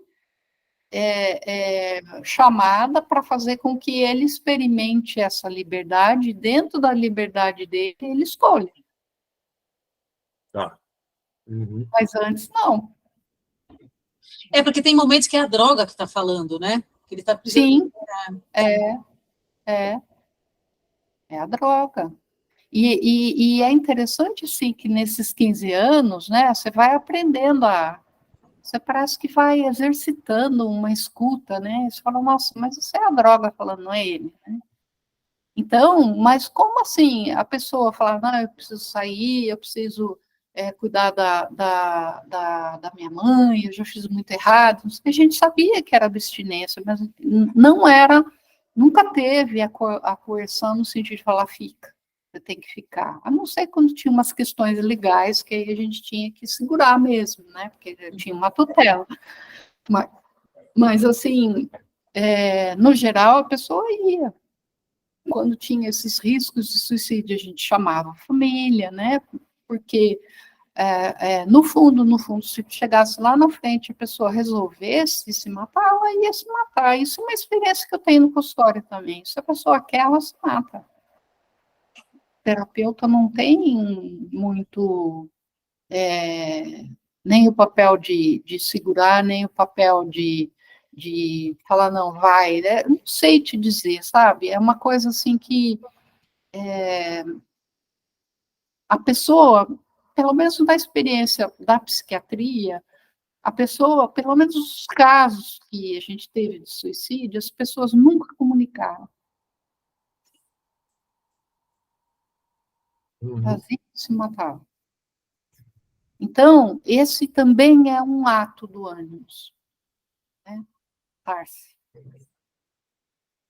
Suicídio, né? Ele é um ato.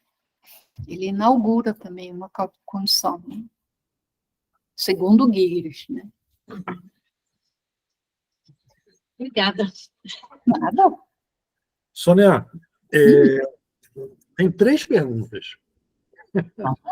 Eu vou fazer as 3, e aí você, se puder responder as 3, ótimo. Se você escolher uma também, mas vamos lá. Tá bom? Tudo bem. Deixa eu só abrir um pouco, que escureceu. Tá. Primeira questão.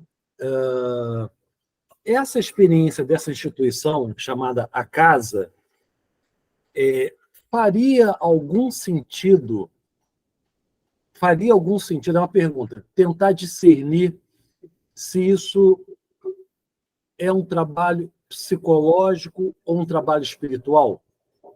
Essa distinção é tola, ela é irrelevante, ela cabe? Primeira, vou fazer as 3, tá, Sônia? Tá. Essa é a primeira pergunta. Segunda questão, perdão, tema que muito me interessa. Para mim também. Pois é, a gente já trocou algumas ideias sobre o perdão. Será o perdão um pré-requisito para que a metanoia aconteça? A metanoia exige perdão? Formulando isso de uma maneira bem aberta. A gente pode estabelecer uma parceria, perdão e metanoia? Uhum. E uma terceira pergunta, que aí é mais biográfica, tá? O que o teu conhecimento, a tua aproximação, a tua leitura do Gigres mudou na tua relação com o pensamento junguiano? Tendo em vista que você, ao lado do André, ao lado do Marco Heleno, é uma das pessoas que mais tem se envolvido, pensado, pesquisado a obra dele. Quais são as consequências Do Gigres, minha vida. na tua vida? Na tua vida. Aí você escolhe qual lugar da vida. Tá. Você pode repetir a primeira pergunta? Se esse trabalho da casa Psicológico ou espiritual? essa distinção ela é relevante, ela não faz o menor sentido. Como é que você pensa isso? Se a gente for pensar didaticamente, ela faz. Porque, num primeiro estágio, você está trabalhando absolutamente do ponto de vista médico. Né? Você está trabalhando, recuperando a saúde, aquela coisa toda, tratando, fazendo a pessoa ser funcional do ponto de vista de saúde de novo, né? Relação, enfim.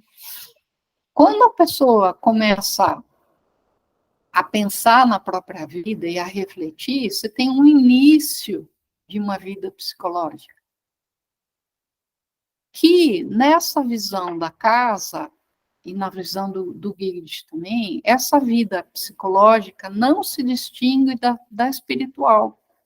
Porque quando a gente fala vida espiritual, a gente separa da vida psicológica. A vida espiritual é na igreja, nós estamos no mesmo campo horizontal. No consultório é uma coisa, na vida da igreja é outra. Só que para o Giglet e para casa, a realidade é a realidade pneumática. Então, a gente vai ver quando sair o livro do Ânimos, aí, se Deus quiser, ano que vem, você vai ver que para ele, o que a gente chama de realidade é um reflexo da cisígia acontecendo. Uhum. A ânima ontologizando e o ânimos trazendo sempre a reflexão.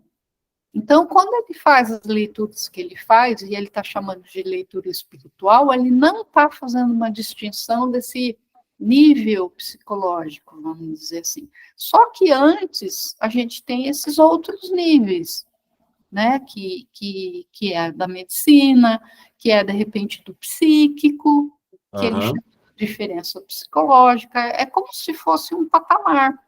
A pessoa vai crescendo para essa compreensão. Uhum. Né? A gente não conseguia ter um aprofundamento, vamos dizer assim, classicamente psicológico, né? Eram várias pessoas, eu não tinha tempo para me dedicar, vamos dizer assim, à terapia com eles, como a gente faz no consultório, né?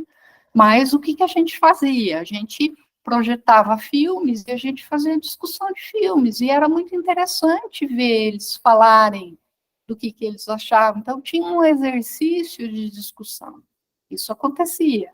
Mas a prática psicológica mesmo, tinha uma moça lá que liderava grupos, né? Mas eram sempre, assim, muito voltadas às questões relacionais, a questões do dia a dia mesmo. Nossa, eu briguei com a namorada, não sei o quê, meu pai, não sei o quê, ficava nesse ponto. Mas a vida espiritual, ela era abordada através da casa pela questão africana. Filho dos orixás, e não sei o quê, aquela coisa assim, que era uma linguagem, vamos dizer assim, mais metafísica. Agora, essa linguagem psicológica que a gente está falando aqui, de PDI, é um pouco mais avançada, não, isso não acontecia. Tá. Mas para o Giglet não tem diferença. Então, essa distinção não se coloca, né? Não, porque para ele a metafísica já acabou. Então, é a realidade do espírito, enquanto vida espiritual, pneumática, ela não perpassa as atividades da igreja, vamos dizer assim, né, do que a metafísica sempre falou, né? Mas, enfim. A segunda pergunta, qualquer? Perdão e metanoia. Perdão e metanoia. Isso dá um seminário, hein? Então, mas isso que é interessante, porque isso que é o difícil de entender. Porque a metanoia, ao acontecer, ela já é o perdão. Ela não tem pré-requisito. Lembra que o ato criativo do ânimos, ele é a criação a partir do nada. Então, essa formulação precisa do perdão para ocorrer a metanoia, você já está pressupondo que tem algo antes. E a criação não tem nada antes, ela se cria. A metanoia, então, ela é inaugural. Ela é inaugural. Ela é o amor, ela é o perdão, porque tudo simultaneamente. Porque a metanoia, ao acontecer, no caso deles, já dissolveu tudo da vida anterior deles. Tanto que eles experimentam isso como um perdão de tudo que eu fiz e um renascimento, né? A experiência desse estado virginal era uma coisa impressionante de escutá-los falando, sabe? Você via que era real. Então, é um ato inaugural, ato ex nihilo, né? Não sei como que fala isso, mas é do nada. Do nada, né? É do nada, não tem nada antes. Porque, assim, o fluxo de eventos, né? A gente está acostumado com esse tipo de funcionamento. A levou a B, que levou a C, que levou a D. Então, a gente consegue voltar para trás e falar, por que que você tem E? Ah, porque teve A, que seguiu para B, seguiu e chegou nisso. Gente, essa é uma forma de pensar. Agora, o ato criativo do espírito, no caso, o ânimos, o Gigit vai falar que o ânimos é o espírito, né, do pós-moderno, né? O que acontece? Ele cria. Por isso que a gente fica tão surpreso e a gente não sabe quando que vai acontecer. Ela cria. Acontece. Então, a experiência do perdão é uma experiência de metanoia, a gente poderia dizer dessa maneira. Sim. Sim. Sim. Isso é importante, né? Tá. Seja, em dezembro, eu vou convencer a Lu que o perdão é mais importante que a intolerância, né? Mas até lá a gente discute. Então, aí eu acho que é interessante a gente pensar em qual nível que a gente está usando a palavra perdão, né? Em qual nível que nós estamos. Porque se a gente define o nível que a gente está, o perdão vai adquirir um outro significado. Mas como a gente está falando da PDI, da metanoia, aqui nesse caso, nós estamos falando desse nível que o ânimos, como o Giglich coloca, responde bem, né? Aí a gente chega na outra questão, que é como o Giglich impactou na minha vida, né? Que você perguntou. Pois é. E aí? Então, eu vou contar uma coisa bem pessoal, né? Que eu acho que dá para entender mais. Quando eu era pequena, e eu fui fazer a minha catequese para a primeira comunhão, eu lembro que a freira que estava dando a comunhão para a gente falou, começou a falar de Jesus, enfim, Cristo, não sei o que lá, e perguntou para mim assim, o que você acha? Né? Como que você vê? Eu acho que uns 10, 11 anos. Eu falei, eu acho que ele quer que a gente siga um caminho igual. Né? Nossa, aquilo foi um furor, né? Porque aquilo era herético, não podia, enfim, lá, eu rompi com a igreja. Nunca mais fui, fiz a primeira comunhão porque minha mãe queria, minha avó queria e tal, mas não fiz a crisma, né? Rompi. Só que sempre ficou um quisma dentro de mim. Eu sempre gostei muito da figura do Cristo, não da figura católica do Cristo, mas assim, as narrativas, elas sempre contiveram muito mistério para mim. E aí eu cheguei na psicologia junguiana, senti que aproximou, mas não respondia uma questão para mim, não respondia. E quando eu cheguei em Zurique, eu percebi que eu não sabia nada do cristianismo, né? Eles sabem muito mais que a gente. Eu não sabia, por exemplo, os feriados, porque eu rompi com a igreja, né? Então eu tive que estudar, tal. Comecei a estudar os padres do deserto, Orígenes, enfim, para tentar compor um pouco o buraco que eu sentia na minha formação. E eu fui fazer os exercícios espirituais, fiz toda uma caminhada aí, né, para ver se eu conseguia chegar em algum lugar. E não sei dizer como, me caiu na mão o texto dele, Deus não deve morrer. E aí ele pergunta, será que não, né? E eu li esse livro. Que é um texto mais recente, né? Oi? É um texto mais recente, né? De 2010. 2010, aham. 2010.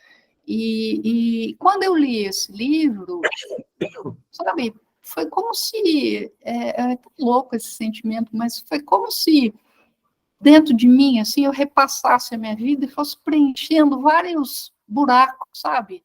E cristalizou uma compreensão. Eu falei, nossa, esse cara respondeu que nunca nem o Jung conseguiu responder para mim. Então, aí, assim, foi tão interessante isso, porque se antes eu tinha um pezinho na consciência de ter quebrado com a tradição católica, né, ela sumiu completamente. Sumiu completamente. Então, hoje, assim, eu começo a perceber que eu já via algumas coisas, no sentido que o Girish coloca, na minha formação, que eu não sabia formular. Uhum. Sabe? Então, eu tenho até dificuldade, às vezes, para diferenciar quando é um entendimento que eu estou querendo que seja, que bata com o meu, ou se eu estou entendendo ele mesmo. Para mim ainda é um pouco difícil acessar esse pensamento, né? Porque ele tem um pensamento muito forte, né? Muito, nossa, é impressionante você ler, né? Às vezes ele é repetitivo, mas ele é muito focado, né? E uma das coisas que foi muito importante para mim foi ele falar que a narração cristã é a presentificação da estrutura amorosa na consciência humana.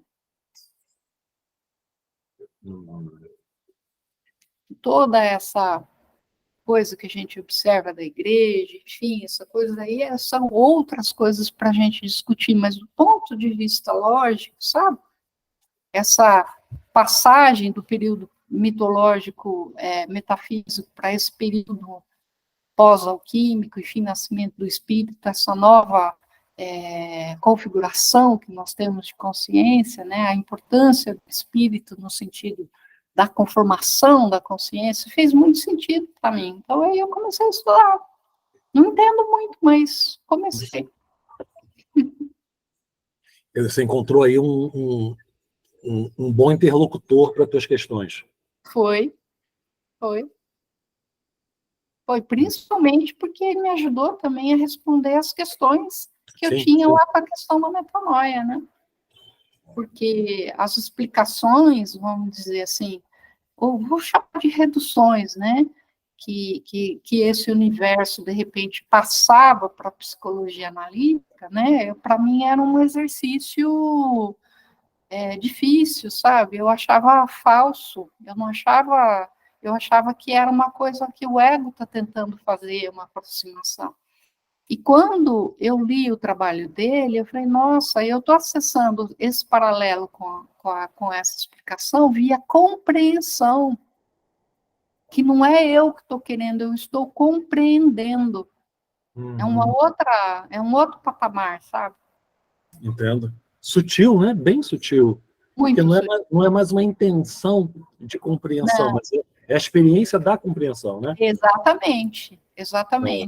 Tá. Exatamente. Então, a compreensão se faz, aí esse é outro ato. Outro ato. É interessantíssimo. Sônia, obrigado. Eu que agradeço a atenção de vocês, o convite. Muito feliz de estar aqui, muito contente de dividir com vocês essa experiência também. Experiência ótima, absolutamente rica, muito singular, né? E acho que essa construção que você faz, né, de tentar pensar isso teoricamente, é muito rica e muito valiosa para nós. Né? Pensar conceitualmente também. Né? Sim. Do conceito, aí bem pelo Giggles, né? O trabalho do conceito. Sem dúvida. Obrigada. Te agradeço, volte sempre, tá? Seja sempre uma nossa convidada aqui. Obrigada, Marcos. Tem outras oportunidades para você vir aqui falar conosco, tá bom? Sim, muito obrigada. Pessoal, obrigado pela presença, né? Provavelmente, acho que a gente vai pedir para a Sônia para deixar essa palestra no nosso canal do Teatro. Sim, pode deixar, sim, sem problema nenhum. Maravilha, Lu, já temos permissão. Tá. Voltamos quando, Lu? A penúltima do ano é? 1º, né? 1º de dezembro. 1º de dezembro. Com a Tiffany Hook e o Christopher Jeremy Carter. Teoria Jungiana e Racismo Sistematizado. Vai ser bem bacana, tá, gente? 2 pensadores que estão teorizando sobre o racismo a partir da perspectiva junguiana. Vale a pena prestigiar. Obrigado, pessoal. Bom fim de semana. Sônia, beijo, obrigado novamente. Obrigado a você, gente. Obrigada, bom fim de semana, viu? Tchau, tchau. Obrigada, bom fim de semana. Tchau. Tchau.